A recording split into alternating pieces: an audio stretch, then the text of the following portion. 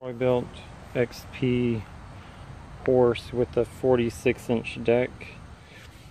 Will run good off of a B102. So if you want to go to the fatter belt, which is going to last you longer, the normal A, let's see, that's a B102. So I go 2 up.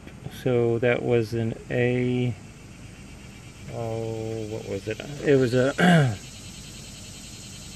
101 belt. I thought I put the B103 on, but that B102 works really good.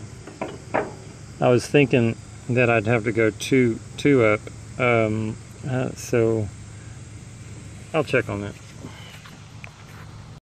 Sold for this is the A101, and then so this is a B102, so it is just 1 more inch.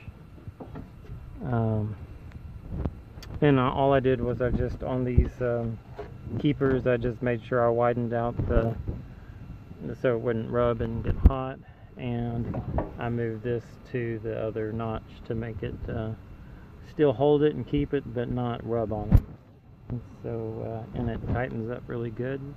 So I guess if I would have went to a B103, it would have been too big, but this works just good, just right.